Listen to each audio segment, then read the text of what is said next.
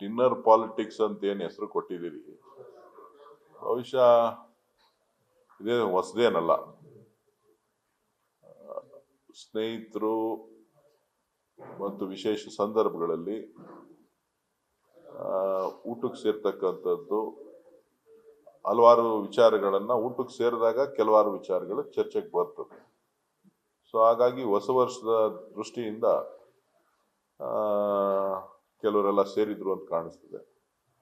So ಮುಖ್ಯಮಂತ್ರಿಗಳು ಕೂಡ ಅದರಲ್ಲಿ ಭಾಗವಹಿಸಿದ್ದಾರೆ. ಸೊ ಹಾಗಾಗಿ ಇದಕ್ಕೆ ವಿಶೇಷ ಅರ್ಥ ಏನಿಲ್ಲ. ರಾಜಕಾರಣದಲ್ಲಿ ನೀವು ಮಾಧ್ಯಮಗಳು ಹೇಳೋ ರೀತಿನಲ್ಲಿ ಏನೋ ವಿಶೇಷವಾದಂತ ಬದಲಾವಣೆ ಆಗ್ತಾ ಇದೆ, ಒತ್ತಡ ಬರ್ತಾ ಇದೆ ಅನ್ನೋಂಥ ಅರ್ಥ ಕಲ್ಪಿಸುವಂಥದ್ದಿಲ್ಲ. ಇವತ್ತು ರಾಜ್ಯದಲ್ಲಿ ಸಿದ್ದರಾಮಯ್ಯನವರ ನೇತೃತ್ವದಲ್ಲಿ ಸರ್ಕಾರ ನಡೀತಾ ಇದೆ.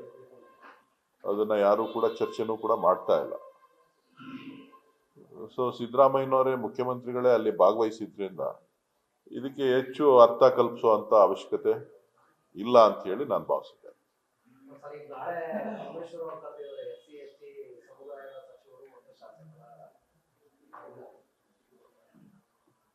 ಕರಿಬಾರ್ದು ಅಂತಿಲ್ವಲ್ಲ, ಅವರು ಕರಿಬೋದು, ನೀವು ಕರಿಬೋದು, ನಾನು ಕರಿಬೋದು, ಇನ್ನೊಬ್ರು ಕರಿಬೋದು, ಯಾರು ಬೇಕಾದ್ರೂ ಊಟಕ್ಕೆ ಕರಿಬೋದು. ಊಟಕ್ಕೆ ಕರಿಯೋದ್ರಲ್ಲಿ ಬೇರೆ ಅರ್ಥ ಕಲ್ಪಿಸುವಂಥದ್ದು ಅವಶ್ಯಕತೆ ಇಲ್ಲ.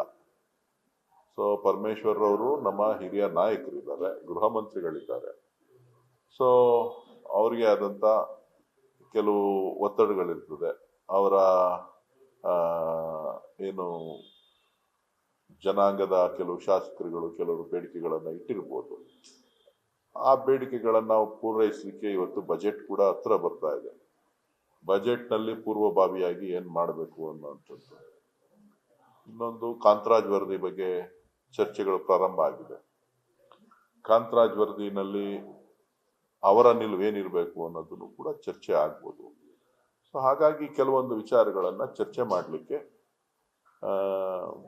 ಸಭೆ ಸೇರ್ತಕ್ಕಂಥದ್ದು ಸಾಮಾನ್ಯ ಅಂತ ಕಾಣಿಸ್ತದೆ.